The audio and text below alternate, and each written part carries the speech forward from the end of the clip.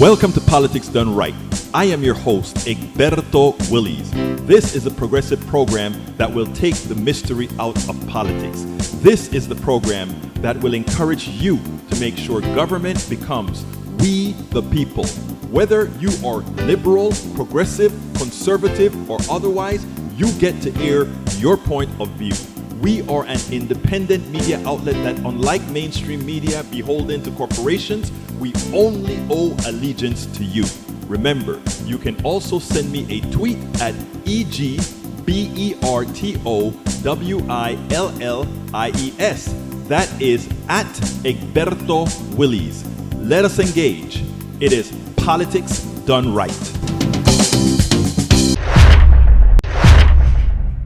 Well, folks, welcome to one more edition of Politics Done Right. I'm Egberto Willies, your host. Thank you so kind for being a part of the show. We are going to have, as usual, a great show for you today. Yes, I know I'm late. Was trying to get that last video processed, and it wasn't very easy, but I got that video. Actually, it's only one video that I had to process, and it's just one that kind of got me upset because of the way that they did it on the mainstream media, which is something that I kind of want to talk about a little bit. But how are my peeps doing? How are my peeps doing? I trust everybody is doing just fine. Let's get to the chat, see how folks are. Let's see who was the first one to get in. The first one to get in today was, let's see, El Señor AVQ, Michael Rudnin from Brooklyn, New York. We also have in the house Patrick Magner, second one, Meow from Houston, Texas. We also have Everett Herod. Didn't see you yesterday, Yvette, from Atlanta, Georgia. We've got Eric Hayes from Kingwood, Atascocita, Paul Fleming from Powder Springs, Georgia. We have Eric Hayes. I think I got you already, Eric. And going down, I remember I missed my first few on Substack, but we have Diana Holla and Barbara Fetante, Austin, Texas. How you doing, beautiful? K. Freya Scarin, Michelle Bay Williams, Julie, Dorothy Skaggs. Thank you all for being here. We got a show for you. Okay, what we got here? Let's see. Oh, and J. Ray just came in roaring, he says. How you doing, J. Ray? Great to have you here. All right, Michael says, The Guardian, Disney hikes streaming prices as Kimmel's suspension fuels backlash. Company says Disney, Hulu, and ESPN price rises were planned before uproar over Kimmel's suspension prompted calls to cancel. Well, they better watch out because people kind of got the taste of being without them for a while, so you may want to hold back on that greed, right? They lost their damn minds. Green is insatiable. I'm thinking that most people who boycotted will stay gone. I hear you. I hear you. I hear you.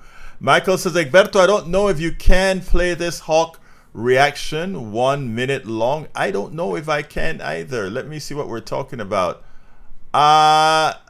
Nah, not really, not that one. Anyway, let's see. Raw story. DOJ lawyers told to secure insurance as Trump pressure campaign risk malpractice. The report reads, lawyers who work in the Virginia outpost known for handling high-profile national security cases privately expressed uncertainty Monday about their jobs and concern that the office could be forced to rush out an ill-founded case. Some sought advice from former colleagues and were told to secure insurance against legal malpractice claims. They better do that because while the president is immune, it's not the president that's bringing charges, right? So therefore, those lawyers could be, and I know there are laws that says you can't prosecute these guys for doing their job. But this can be shown that they actually went ahead and destroyed somebody's life. Well, let them do it. I hope the same way they're going to make Comey. Although I can't feel all that sorry for Comey given what he did to Hillary Clinton, but as they are going to keep Comey spending a lot of money to defend himself, Comey can do the same thing by suing them after he gets off. After he gets off. I ran across a story today. Let me tell you something about the legal system. I want to stay as far away from the legal system as possible. I saw this story about, it just happened to be in my TikTok feed, and I just couldn't believe I couldn't believe somebody could have done this. There is this woman.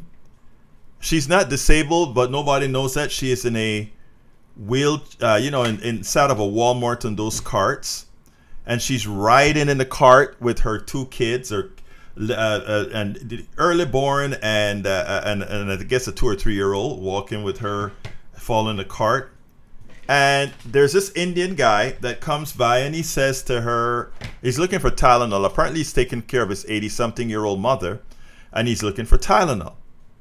And he asked her about Tylenol, and she was pointing to where the Tylenol was, and in the process was losing a grip of her son, the little baby son. And he kind of helped her because he thought the baby was falling, and he held the baby. And she kind of reacted. This was a white woman in Georgia. And she kind of reacted to this guy holding on to her baby, and kind of just pull the baby back, sort of like a normal thing. But this occurred in all of that occurred in about 3 seconds. She's still in the chair. After she leaves the chair, she is talking to other people in the store, etc. The guy goes by and he finds the Tylenol that somebody else helped him with. And as he's walking past her a second time, he shows her the bottle of Tylenol to say, "Oh, I got it. And like nothing, he walked off. He goes and he talks to another employee at Walmart. He's a friendly guy, another employee of Walmart. And then he goes and he checks out the Tylenol. While he's doing that, his daughter, who is in med school, or a doctor or something like that, he's texting with her to figure out which Tylenol it is to get for the mother or something like that. And she goes ahead and tell him he got the Tylenol. He's walking out of the store. As he's leaving the store, Walmart has a greeter. He goes ahead and he's talking to the greeter. And so he's not in a hurry to leave the store or anything, and he goes home. This woman, after speaking to several people in the store, at the end, when she's leaving the store or something like that, calls 911 and accuses the Indian guy of trying to kidnap her baby. By now, this guy is home. The DA goes to this guy's home, picks him up, arrests him, and he stayed in jail for 45 days. He was in jail without bond. And when he got a lawyer, finally, and the lawyer is trying to get this guy bond and shows the tape. And they shows this interaction between this guy and this woman helping him. And even after the baby thing occurred, they're talking about where the Tylenol is. And there was no one would suspect that this woman would ever have any inkling like this guy wants to take her baby. This is a guy taking care of his 80-something-year-old mother and calling his daughter on the cell phone for help on Tylenol. And very jolly speaking to a lot of people in the stores. And she accuses him of kidnapping. And I mean, he spends 45 days in jail. That hit me. And let me tell you why that hit me. Because in stores all of the times, if I see somebody in need, if I see somebody wanting help or whatever, if I see somebody with a kid and the kid is cute, and a lot of times I'm in the store with a kid and they're playing with me and I'm like, I'm playing the fool with the kids and doing all these things with the kids, and it gives you pause. It gives you pause because what possesses this woman, I think her name was Carolyn Miller. Just look at, I think that and I'd like you guys to do it. I'd like you guys to follow that story for real. I think it's Carolyn Miller. Just do a scan. Carolyn Miller kidnapping Atlanta. And see what comes up. Carolyn Miller kidnapping Atlanta. I am so friendly in the stores with everybody and the kids. A lot of kids like to play around with me and all that kind of stuff with their parents and all of that. This incident has, I mean, this incident is almost as bad as when the Me Too came out. I'm from a very hugging culture. We meet somebody, we hug. If you come to one of our Panamanian functions, which we just had a recent big one, we hug a lot. We are very touchy kind of a people, And I remember when Me Too came out, and I stopped it. All here in the States, I go to my meetings, I stopped hugging anybody, right? Until somebody came to me and said, "Hey, Berto, you've changed. What's wrong?" And I'm like, "Look, I'm scared now because everything now it's like, I don't want to be in anybody's spaces." We are creating such an antiseptic community. Lack of love, lack of real care for others, and all of that. And we purport as we're doing these things to be Christians and all this kind. And you sit down and you wonder, where the hell are we going? Where the hell are we going? But anyway, after enough people kind of tell me, Egberto, when you're among family, meaning all our protesters and folks or whatever, no, you don't change what you do because of crazy folks, that kind of stuff. But anyway, that one just hit me pretty hard when I saw that in my feed today. And of course, Michael Rudnin already looked it up, found it, etc., etc. Thank you for doing that, Michael. But yeah, that story really got to me. All right, let's continue with the little stories here. Egberto, mind following up for Eric. Yahoo Finance, Eli Lilly to invest $6.5 billion in API manufacturing facility in Texas. The facility will primarily produce orforglipron, an oral small molecule GLP-1 receptor agonist planned for regulatory submission in obesity treatment. Orforglipron is an investigational once daily oral medication being developed by Eli Lilly for the treatment of type 2 diabetes and obesity. It belongs to a class of drugs called the glucagon-like peptide 1 GLP-1 receptor. Eli Lilly has completed multi-phase 3 clinical trials. Why am I putting that? Why am I reading that? I read it because you asked, but why am I reading that?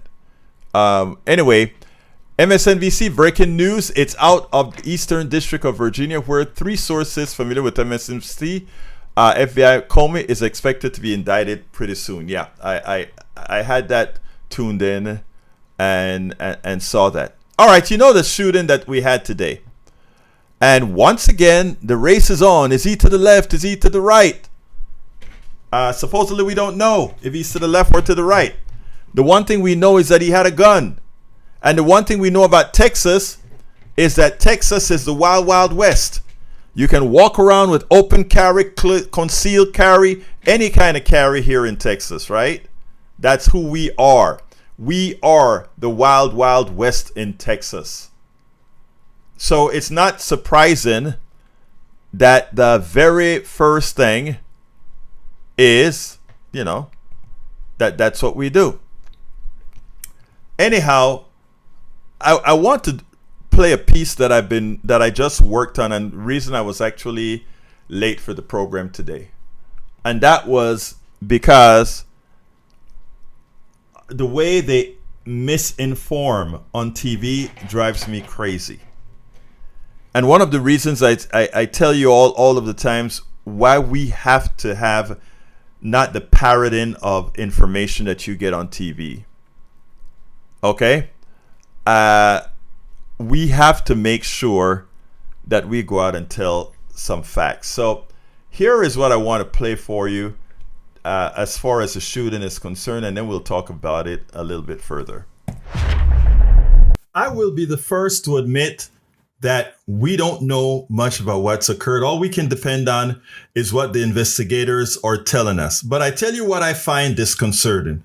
I find disconcerting that a couple of hours or so after the incident, that Kash Patel, the FBI director, puts out a message with, or I picked a photo with the bullets that are saying anti-ICE, and scratched in what looks like a marker saying anti-ICE. I find it suspect that immediately in that first news conference, the FBI, the federal agent, comes out and immediately wants to ascertain that this person committing this crime is sort of, maybe from the left.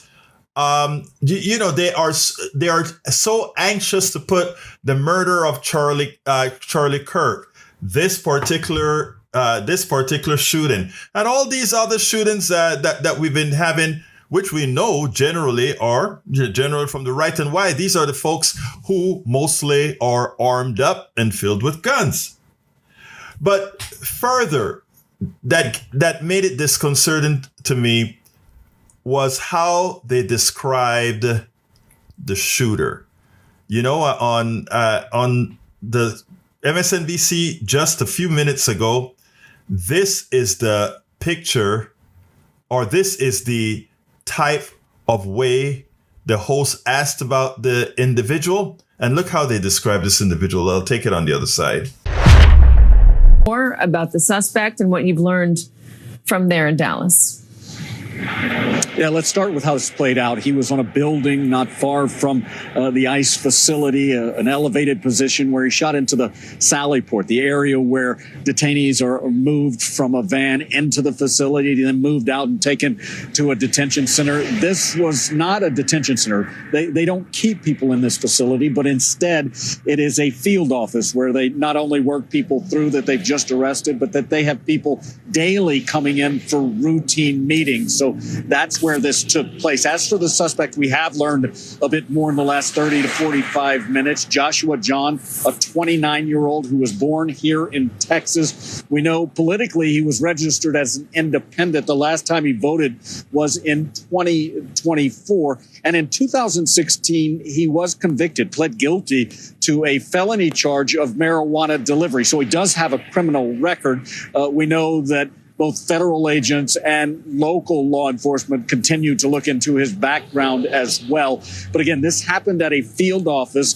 We talked with a woman whose husband was inside at the time. She was in a car with her 9-year-old son. They dove under the vehicle when they said they heard at least 20 shots ring out. Dallas police coming, grabbing them, rushing them into the facility until things calmed down. Still a lot unfolding here right now, Katie, but that's the very latest.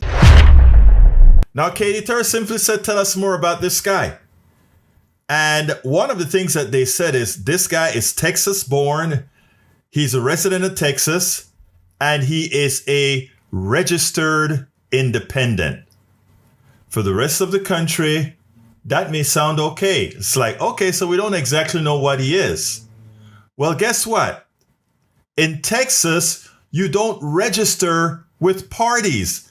So you don't know if a person is independent, Republican, or Democrat. The closest you could come to getting a feel for what they are is whether they vote in a Republican primary or a Democratic primary. But what a whole lot of Texans have learned to do is if they want to get a bad candidate elected in the Democratic Party, you'll have a lot of Republicans vote in the Democratic Party and vice versa.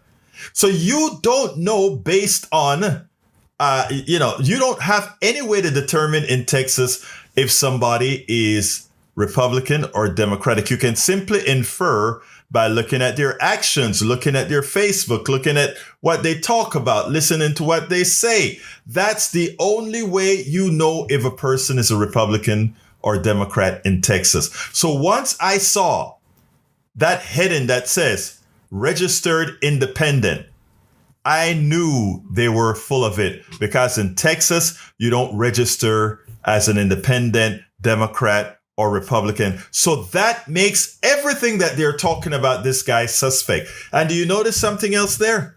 You notice how come that they didn't put style of weapon? You notice they didn't put specifically in this report also race?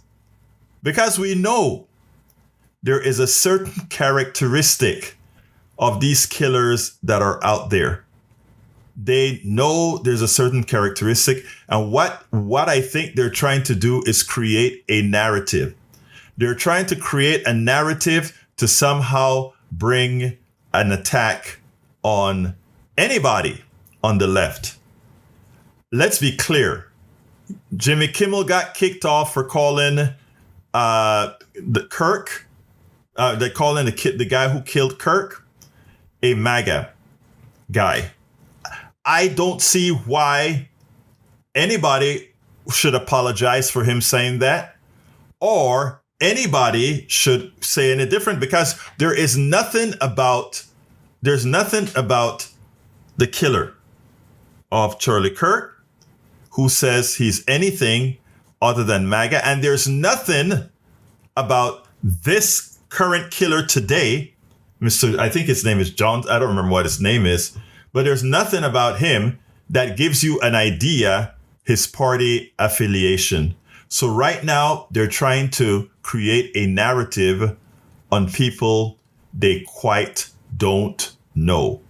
But if we are to infer, we know that the people that are gunned up, we know that the people that commit this kind of crime are generally folks on the right. It's not to say that somebody who associates with the left wouldn't do that, but I'm saying if you had to make a bet, 75% of the times you'd be right if you said it came from the right. And I want people to be very sure, very aware of this, because in America, well, everywhere, but we are here in America.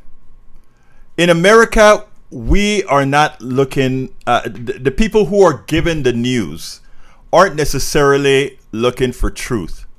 They're looking for narrative. And what got to me is as soon as they got onto this left narrative, I start seeing all these, I start seeing even on MSNBC, these experts that they're bringing up talking about the left getting activated, even though the experts have to say the truth. Most of the violence over the last several years have been out of the right, and it is far gone. I mean, it is amazing that the left hasn't reacted before now. See what they're saying? Oh, they want to have some credibility by saying, yes, we acknowledge that most of the evil, most of the killing, most of the domestic terrorism was in fact by the right. And we've been surprised that the left has taken so long to activate, as if the evil is being activated on the left. No, it's not. And the reason why is you don't see a lot of folks on the left with these high-powered guns. You don't see them with AR-17s and all these 15s and all these guns. You don't. I'm not saying you don't have them with it. I'm just saying when you look at folks on the right, the militia guys and all of that, they love their guns. But the people on the left, they have other things to do. It's not about trying to prove their manhood with a gun. There is a characteristic of the person who carries that gun. We know if we were profiling, we would know what to look for. But everybody else gets profiled. But if we were to profile, and what gets me is the disingenuity of the mainstream media. They profile everybody else. But all of these killers that we see out there are these young guys, a lot of them these gamers. Let's be honest. And we don't, and the problem continues and continues. Anthony Lefranco says, I think it's murky the exact reason why Kimmel went through this harsh. You know what? The joke he told was about Trump, not Kirk. Yeah. But the thing about it is, again, Kirk was the catalyst for all of this happening, because he didn't change the format of his jokes. In fact, I taped it last night. I really had to see it in case I couldn't watch it in real time. And he was searing last night, Jimmy Kimmel. And he did a great job last night, Jimmy Kimmel. And, it is amazing. Okay, Michael says we on the left are still trying for political revolution, not a violent revolution. We on the left are still organizing rallies and petition drives. Exactly. Carl Cox says, Kimmel gave a great monologue speech last night. Trump gave a terrible speech at the UN yesterday. He was simply embarrassing at the UN. I have some other stuff, a very important TikTok that I want to show you. But beforehand, if anybody wants to call in and say anything before I go to that TikTok, please feel free to do so.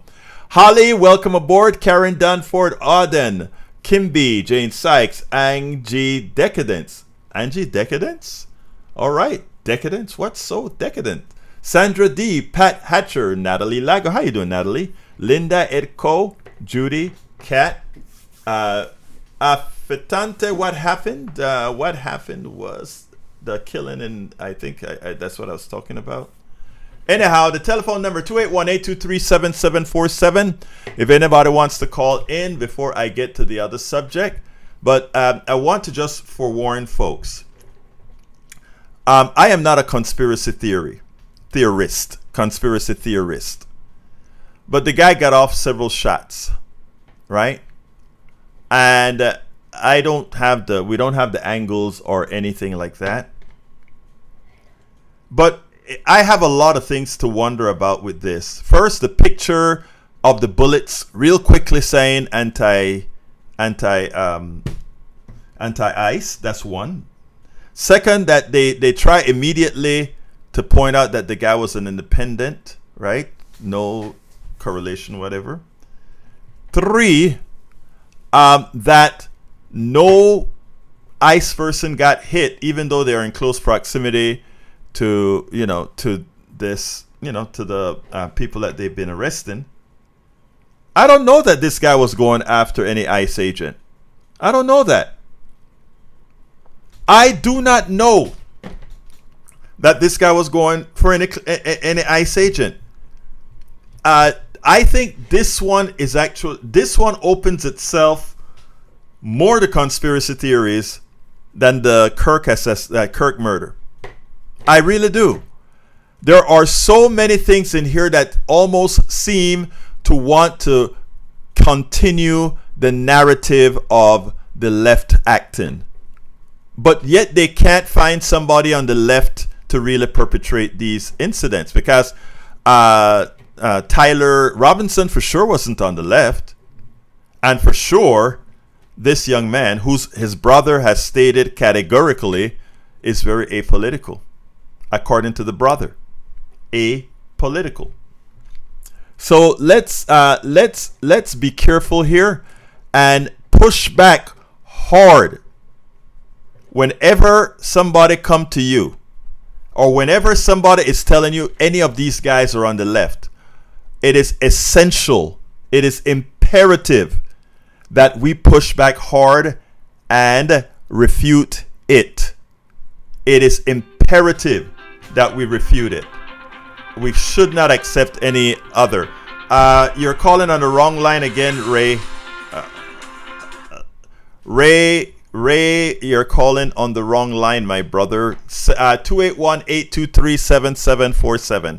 281-823-7747. So, folks, this is the first lesson for today. Most of the killings in this country, the domestic terrorism, occurs on the right, from January 6th right back. And let's remember that. Mr. Ray Brackens, how you doing, my dear brother? Yes, Egberto. Hello. I was watching your morning show, and I was actually, the day before that, I was getting ready to work, and I thought, let me go ahead and tune into the local news so I can find out what's going on in the community.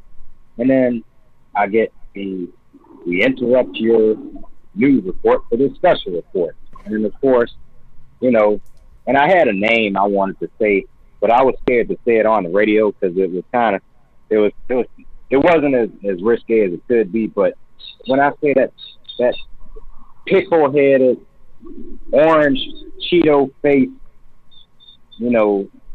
son of a, you know what. But yeah, I was trying to avoid seeing him I was trying to watch the news to find out what's going on in my neighborhood, but we had to watch him for 30 minutes or whatever time. I didn't even watch it. I was like, as soon as he came on, I was like, I'm not even watching this crap because I knew it was a bunch of.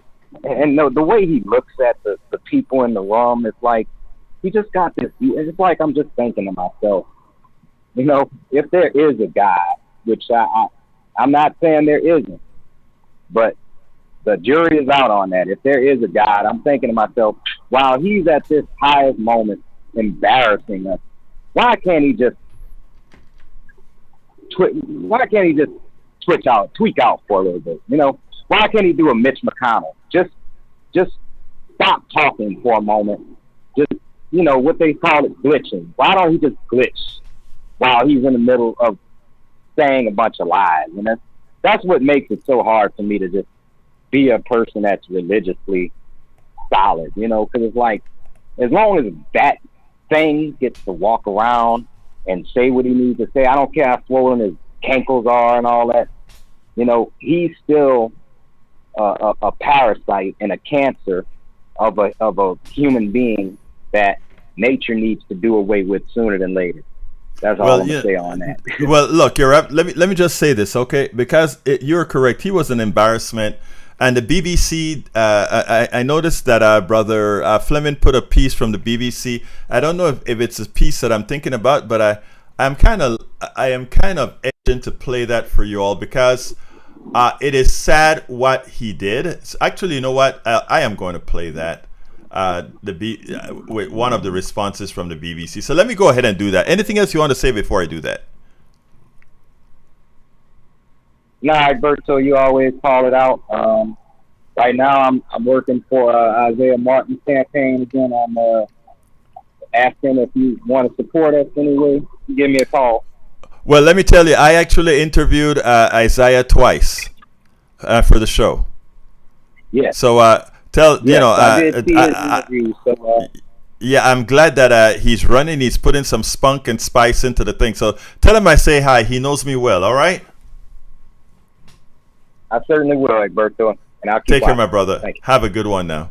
All right, folks. Let me go ahead and do this. Let's go ahead and play this for what the BBC had to say, and then we'll take it on the other side. The government minister said.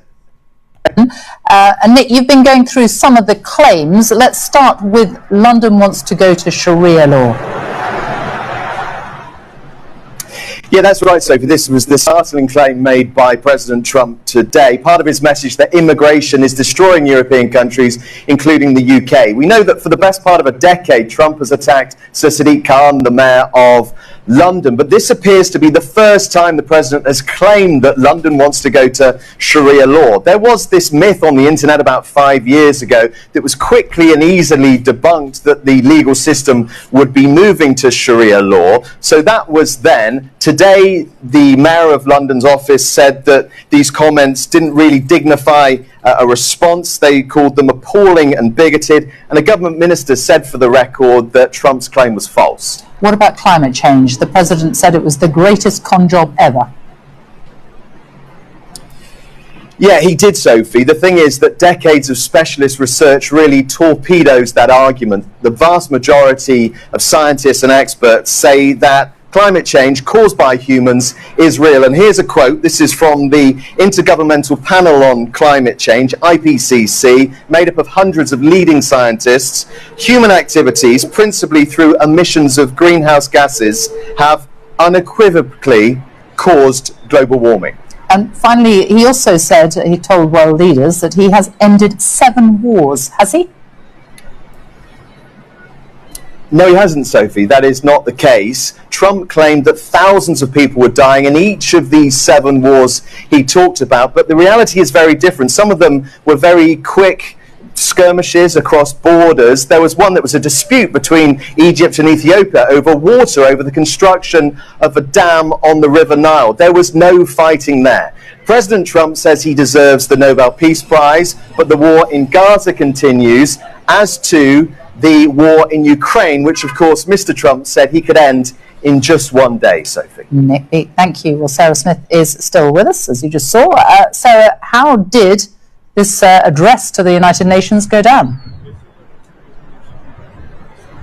Well, that's really interesting because you could see how uneasy many of the world leaders listening to it were by the looks on their faces, but they haven't come out and criticised him yet. In fact, we've had the UN Secretary General repeating that they believe that America is essential to the work of the United Nations.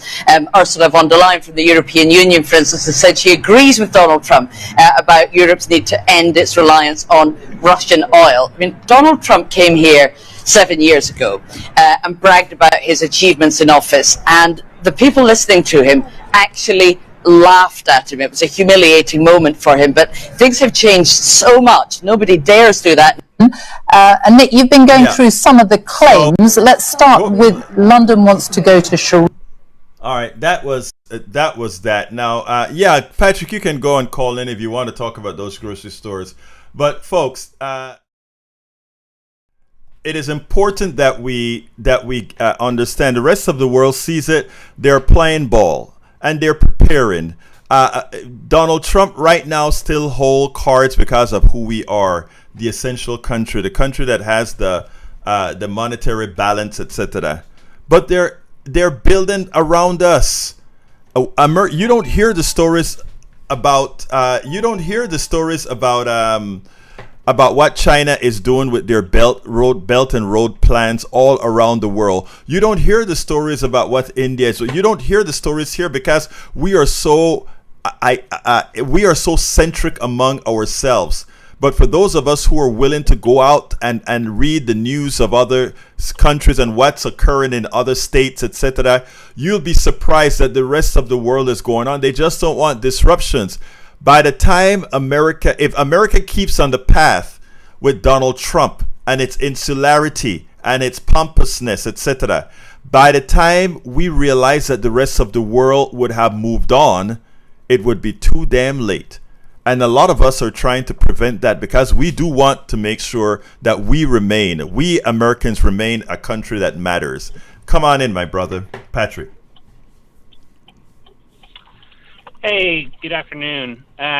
Yesterday, the shows are always good, but the state-run grocery store kind of got my attention yesterday, and I couldn't call in because I was multitasking at work.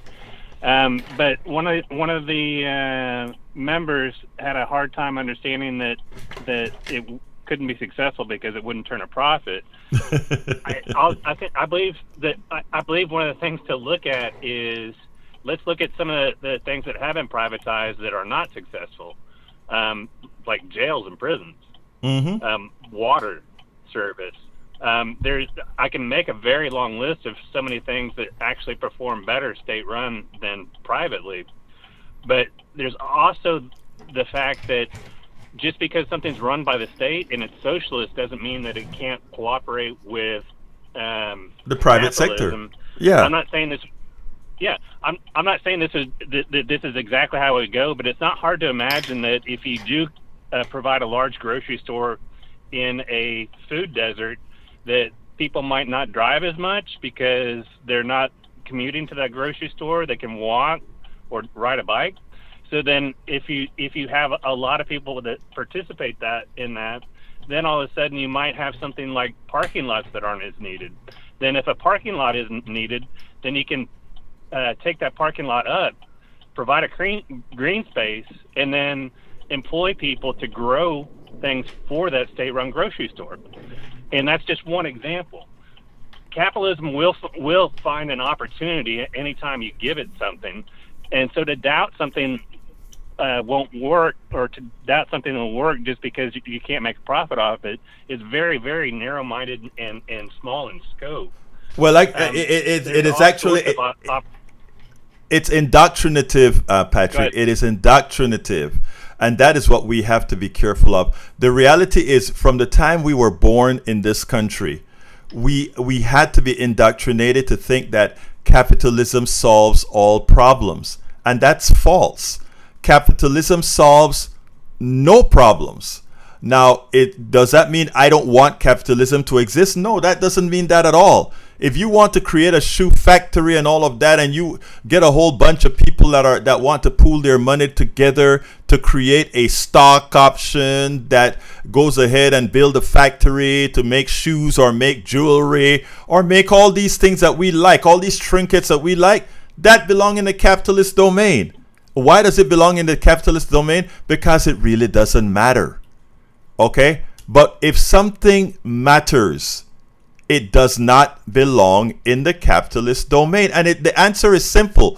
And the answer was simple for that guy who said, when we spoke about grocery stores, here's the deal, Patrick. And you said it, but I want to rephrase it a bit. Not having a grocery store in food desert costs lives. That's number one. Not having a food desert not having grocery stores in food desert costs lives. Number two, the reason the capitalists don't put grocery stores in these zones is because they're not sufficiently profitable. If they were sufficiently profitable, the capitalist society or the capitalists would put a grocery store there. So then you have to ask your question.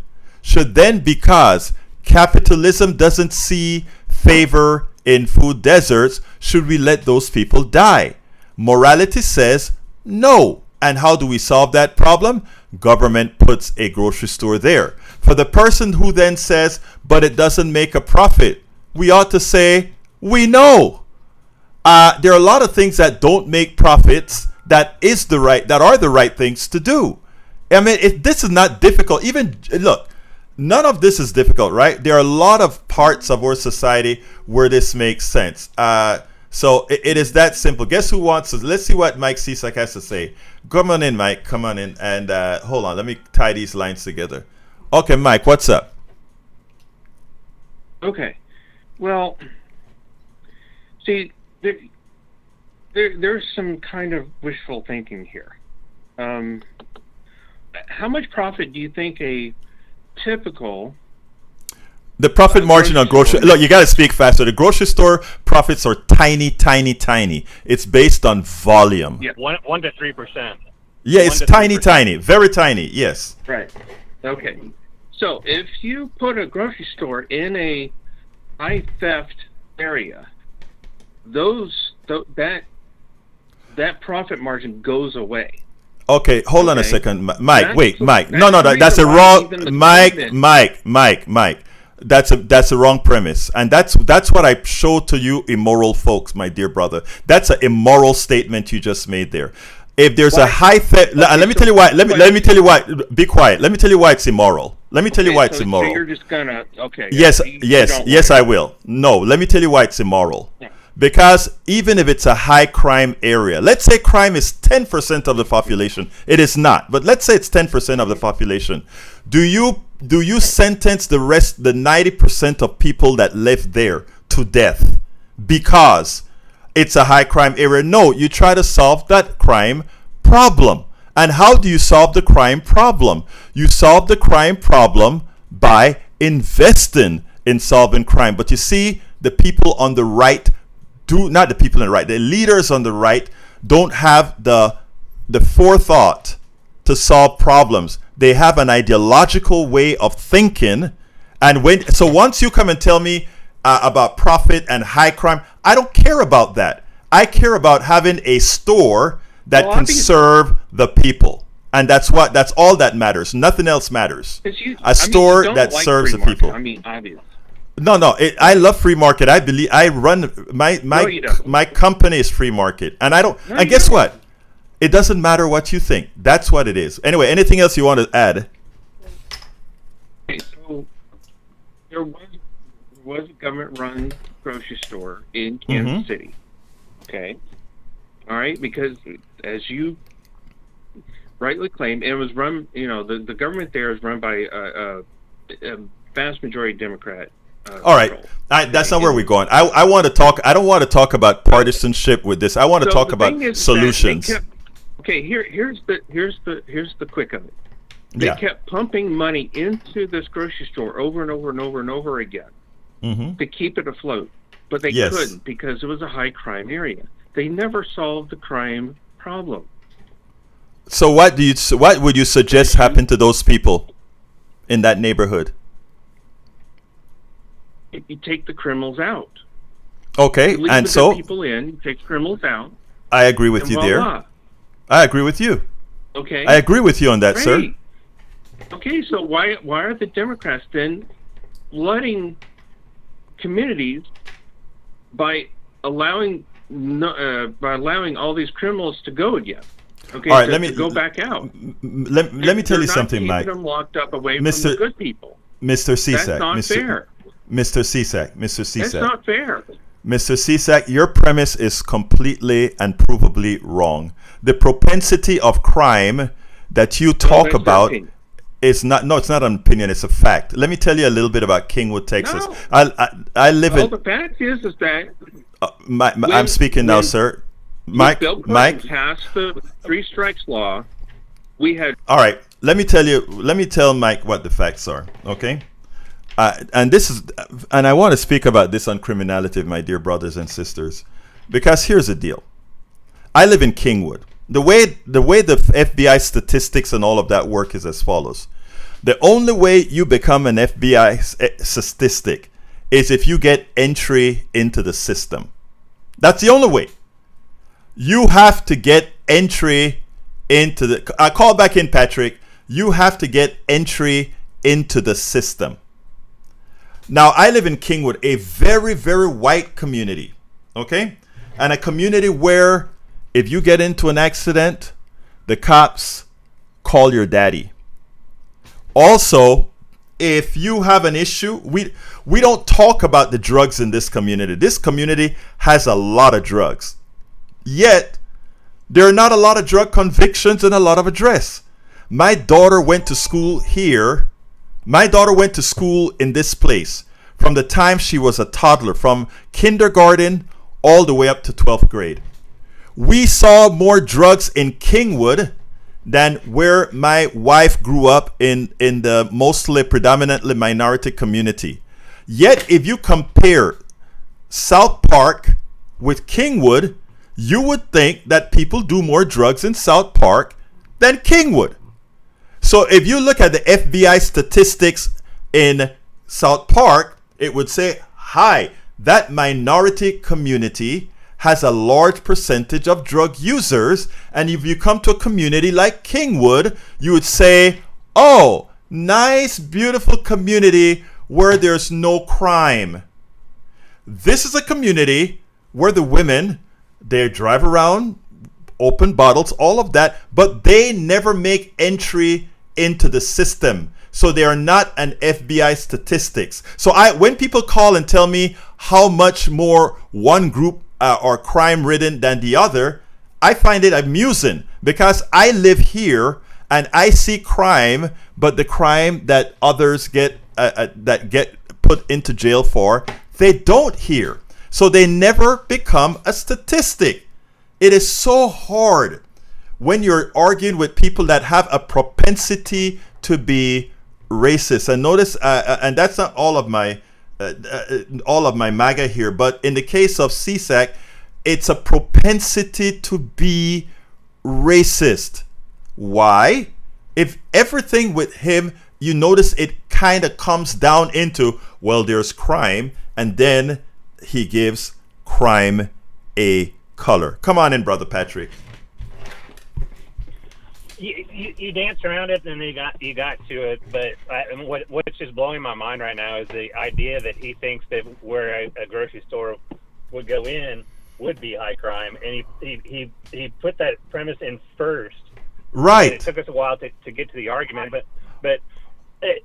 Well, let me, Patrick, to correct myself, Patrick, let me tell you, I have a vast audience of everybody, right? So being a black person, a person of color, I am cognizant in the way I try to frame the discussion so that people don't, just like how he frames it, I want to make sure never to come across like he did, because it is evident that he came across in a race bait manner. Talk, my brother. Understood. even if it went into a high crime area and he was just making an assumption that it would and actually stated that it would, if you put opportunity in a high crime area, it drives crime down. And another thing that really drives crime isn't opening a store. It's having a gulf of opportunity of the haves and the have-nots. What drives violent crime more than anything else is income disparity, and you can look that up. So if he's really concerned about crime, he needs to tell people that they need to be that the rich needs to be taxed more.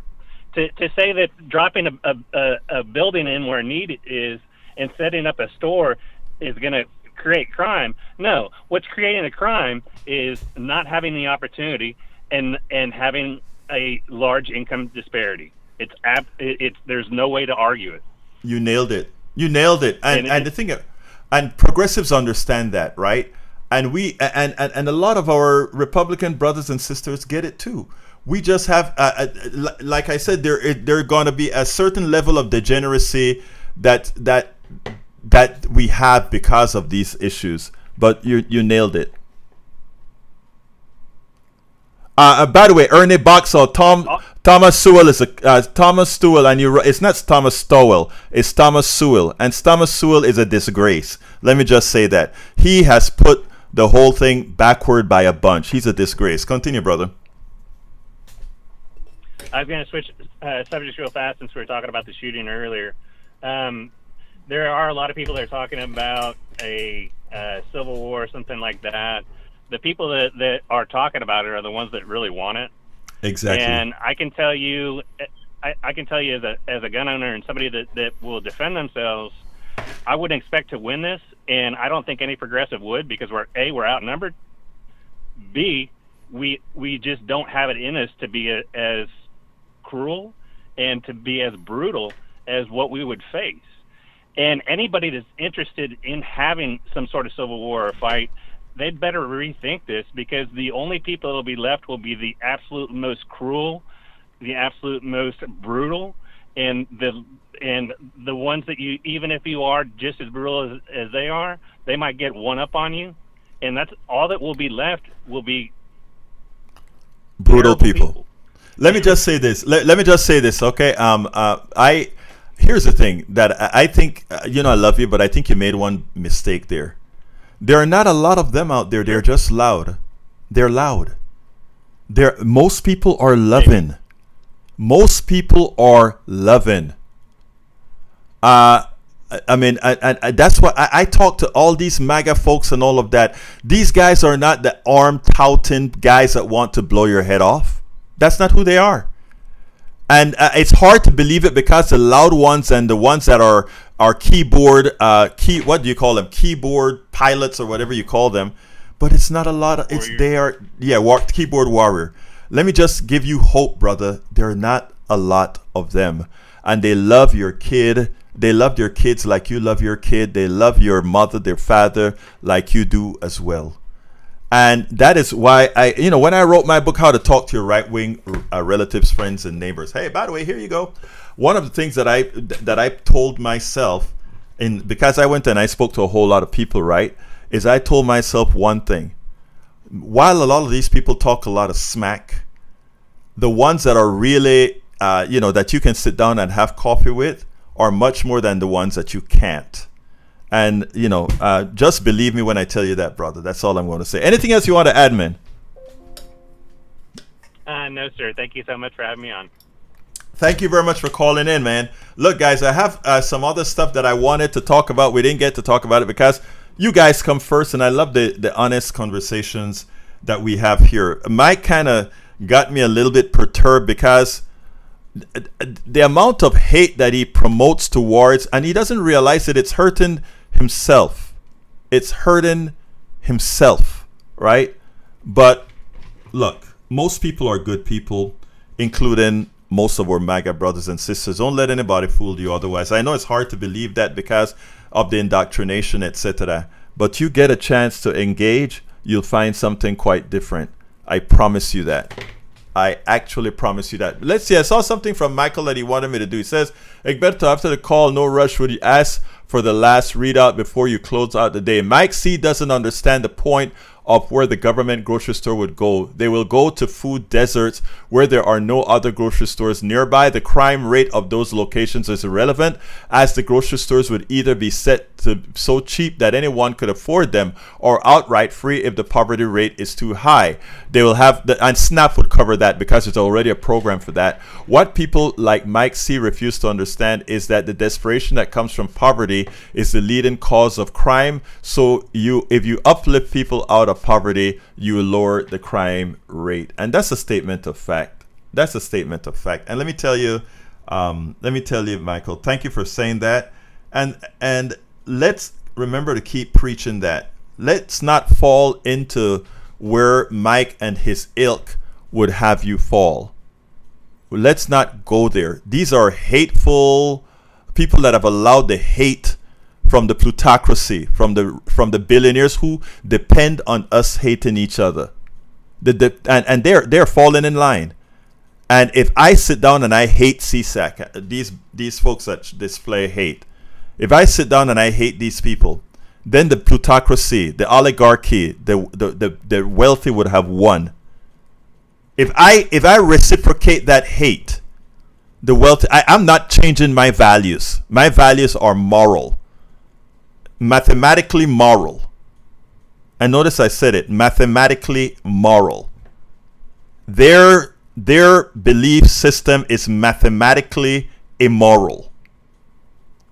And if I allow them to change and make me hate them, I would have allowed them to win. I would allow evil to come to pass. I will not allow that. Anyway, we are at the end of the program by over a minute, but I started about a minute or so late. So what I want to ask all my brothers and sisters to please support the program however you can. The best way to support us is via our newsletter, the Egberto Off the Record newsletter. And to do that, you can go to politicsdoneright.com/newsletter. politicsdoneright.com/newsletter. I'm putting that into the stream right now. politicsdoneright.com/newsletter. You remember, you get a chance to read all of my books free of charge on the Substack platform, etc., etc., etc. Anyway, love you all, including you, Mr. CSAC. I'm not going to let you change me. Love you all. You can email me directly at politicsdoneright.com politicsdoneright at what am I saying? At info@politicsdoneright.com. You can email me directly. You can go ahead and sign up at politicsdoneright.com/newsletter. My name is Egberto Willies. This is Politics Done Right, and you guys know how I end this baby. I am what? Out.